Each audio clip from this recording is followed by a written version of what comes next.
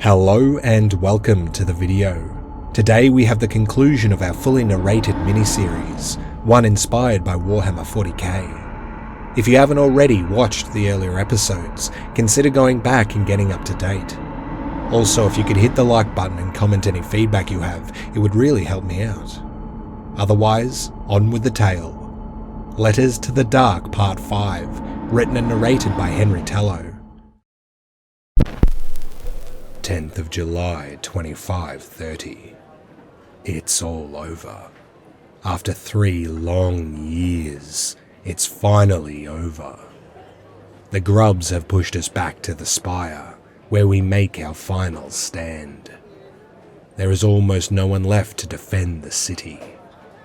All of the non-coms have been locked inside their domiciles to prevent them from interfering with the military. I feel for them, locked in their cages, waiting for a definite death at the hands of an enemy most of them do not know or understand. Not like I do. I know my enemy better than most. I have seen more than most, done more than most.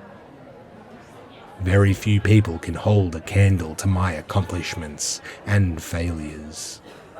Hundreds of thousands, if not millions, I have lost count a long time ago, of men are dead under my command. But at least we gave the grubs a proper fight, right?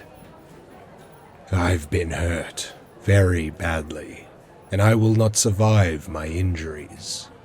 I don't know if that is fortunate or not. Only those left after I go will know that. I put up a good fight though. Took at least 15 or 20 with me, until that bastard gasser. The explosion of gas didn't kill me, clearly. But I got enough of that horrible shit in my lungs for it to be a death sentence. I've asked the nurse to put me under once I'm done with this message. Gasser-induced death is a bad way to go. And now that I'm a Major General, I get to tell almost everyone what to do. This will be my final message, my only goodbye. Oh, how I wish you could hear it. I can't feel remorse for anything I've done, and to be honest, there is nothing left for me to fear.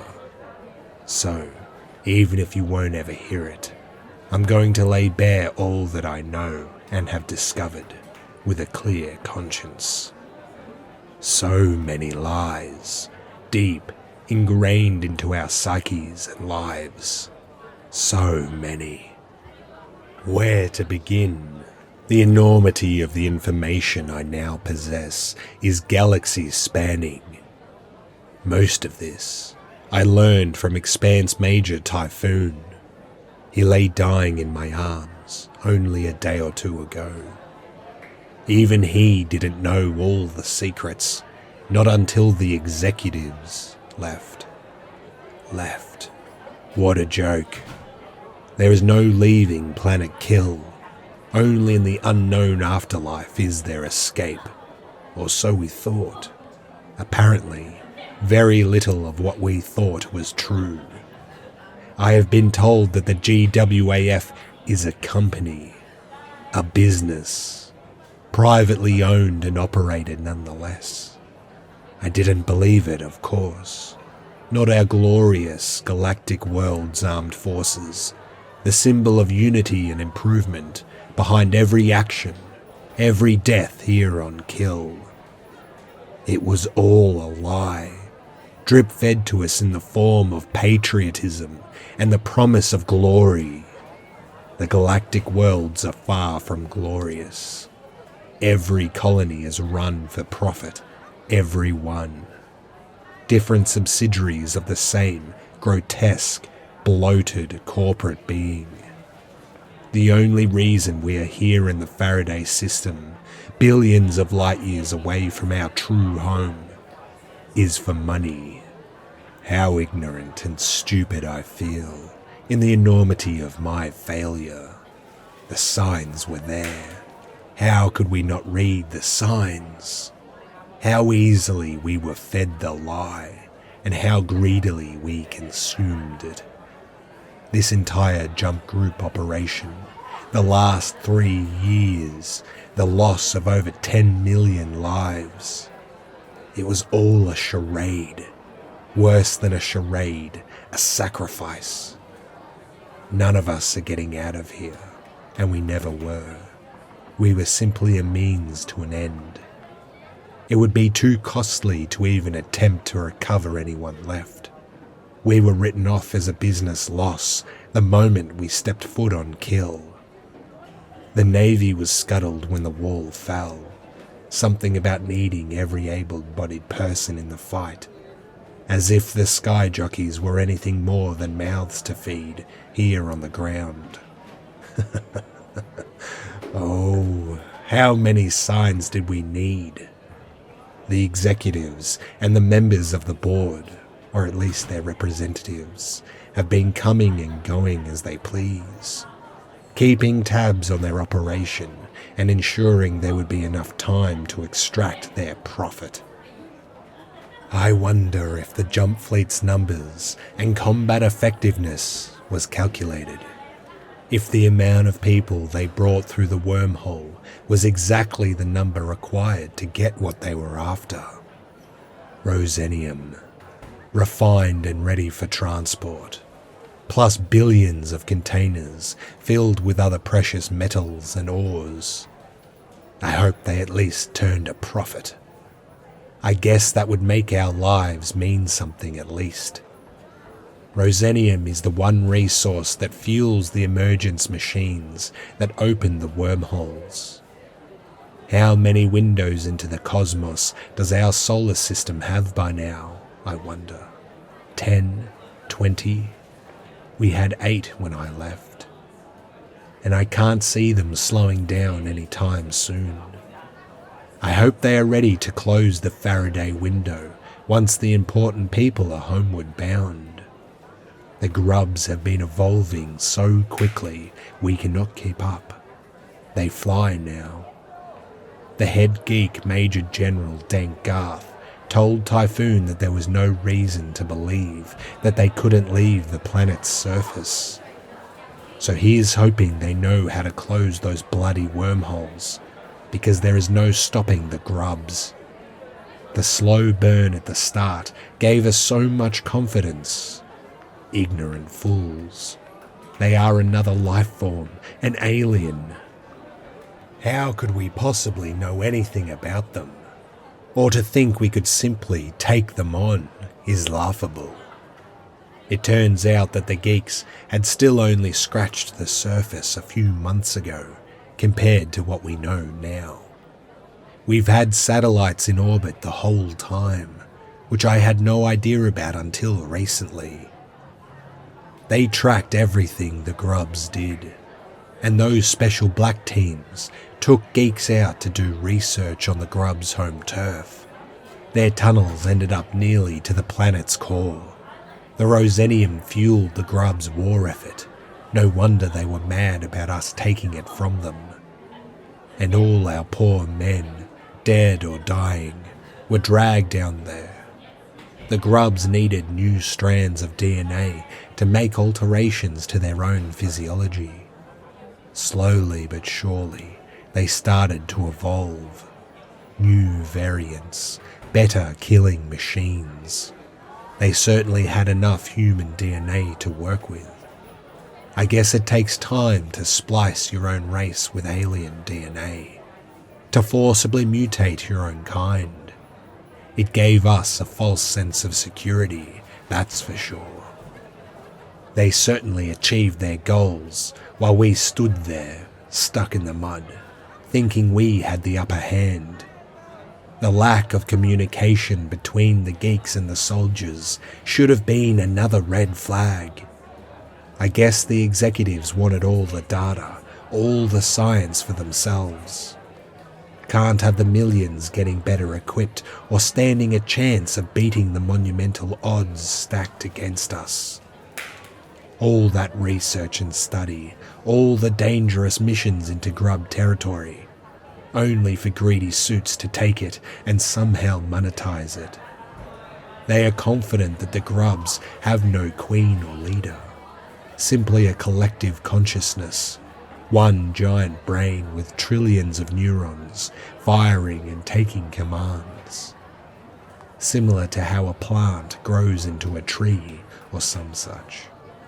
So, for us to wipe them out, we would need to kill every single grub. Ha! Good luck with that. Apparently, they had breeding grubs, monsters that spawned more monsters. With a splash of human DNA, they were able to increase their productivity so quickly, at least in terms of normal human evolution, that the geeks thought we wouldn't last a year. Boy, did we prove them wrong. For nearly 2.5 years, the might of our military held the grubs at bay. We sacrificed everything, and the company's goal was achieved. God, the GW is good at manipulating us regular humans. They must have it down to a science at this point. Over 10 million people, and no one questioned anything? Well, I know the short answer to that question. Some folks smarter than me must have.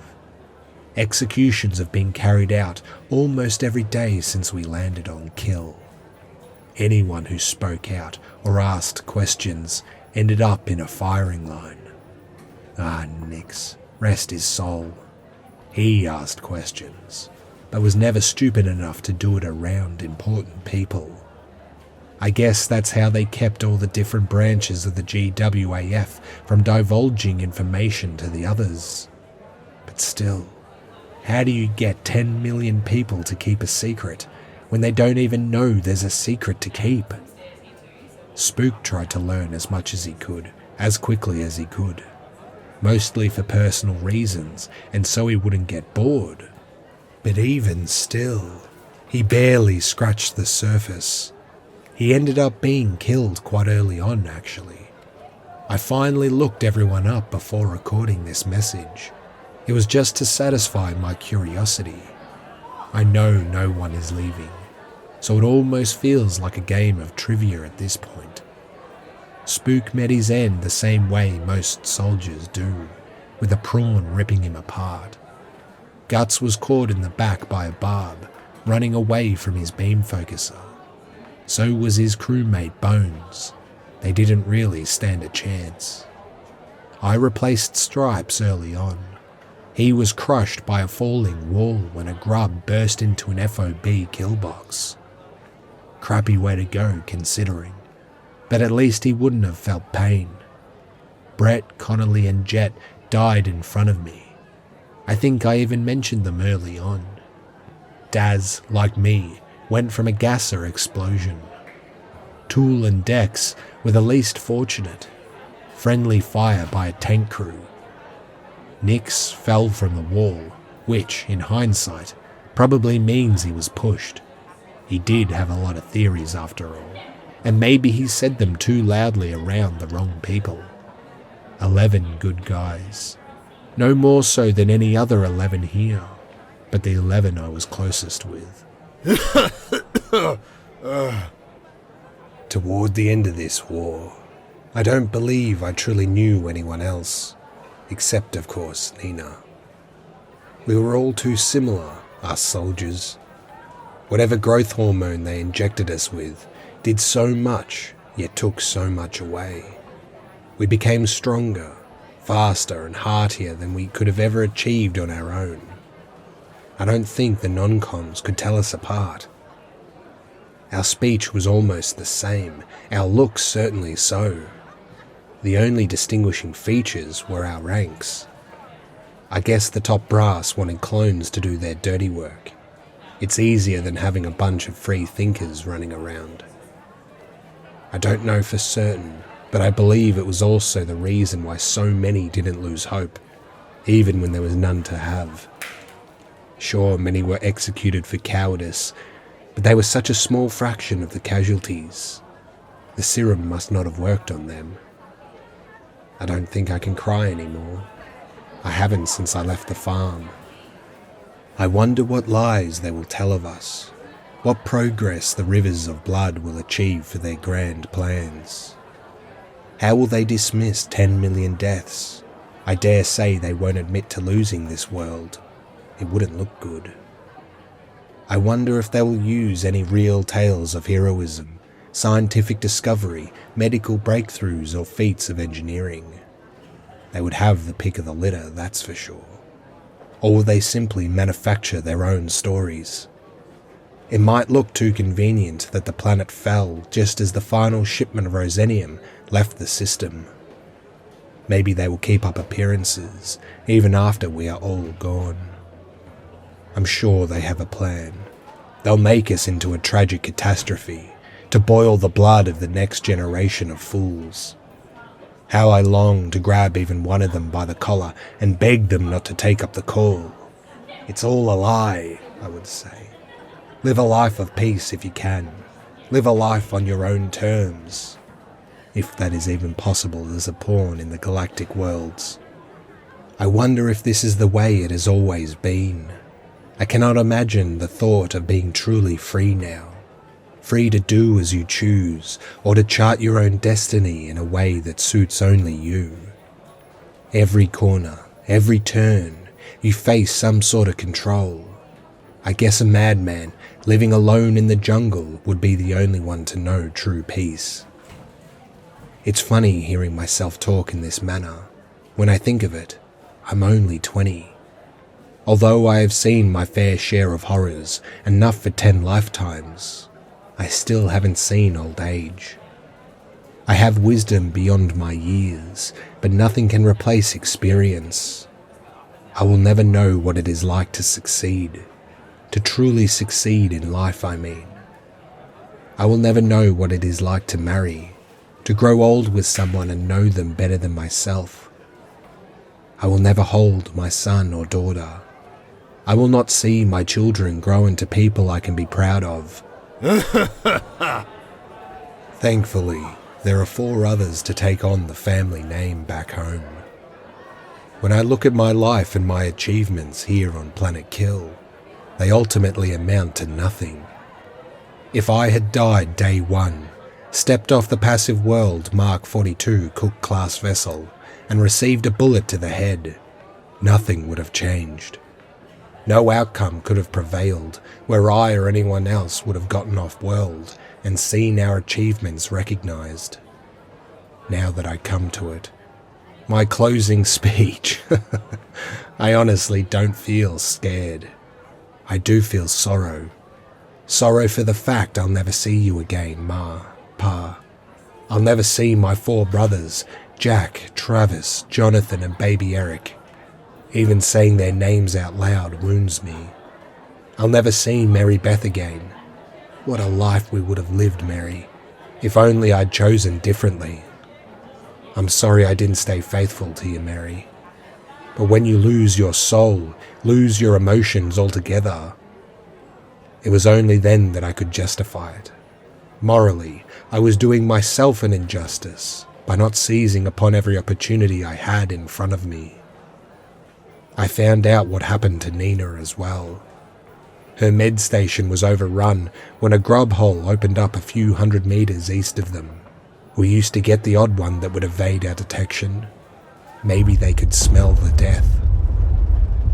None made it out, and even worse, we believe most were taken alive. I wish I'd got to spend even 1 more hour with her. Just 1 more and it would have been enough. She was the kindest person I knew. Like everything on Planet Kill, she was consumed.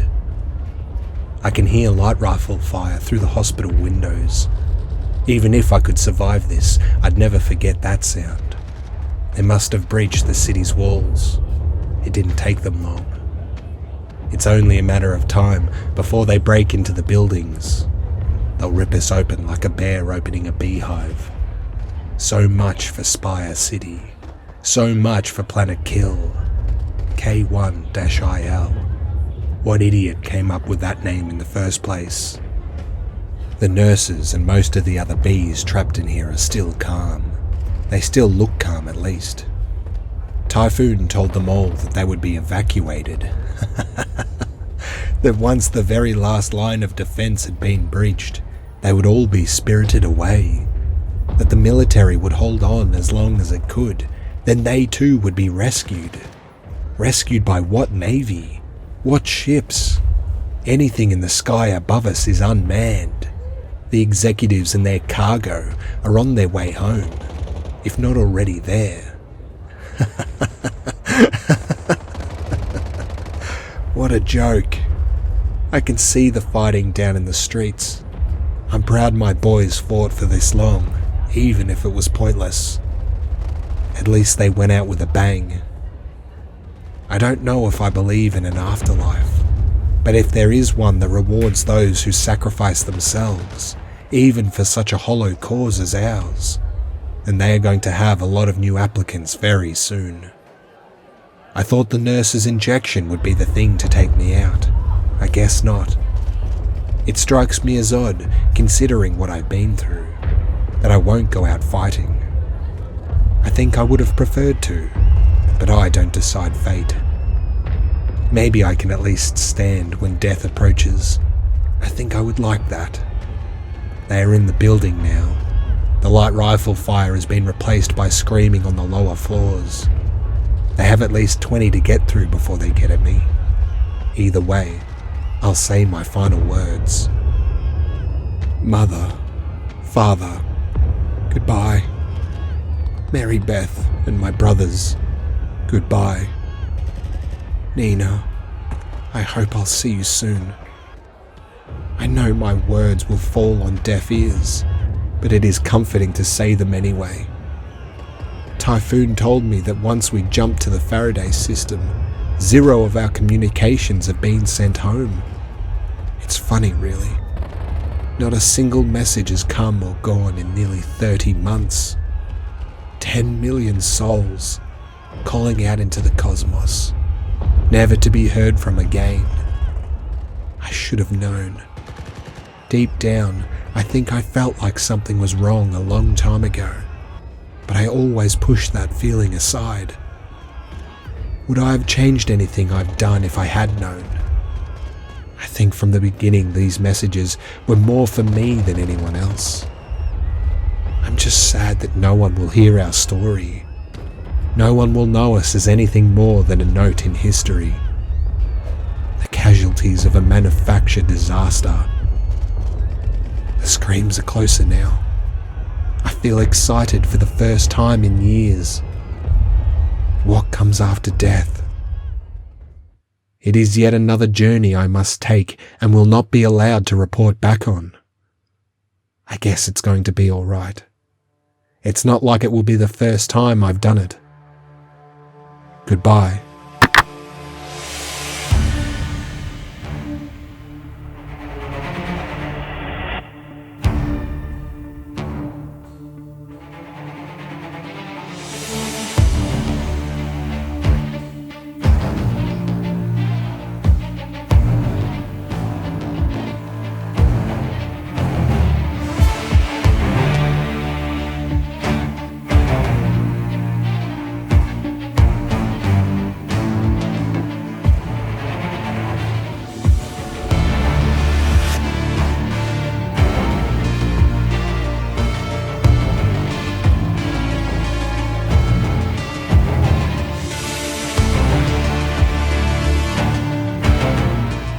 That was Letters to the Dark Part 5. If you enjoyed the video, please leave a like and comment any feedback you have, and consider subscribing as there will be more content to come. Up next we have another grim sci-fi miniseries, so be sure to stay tuned. This was a Tello Tale. Thanks for watching.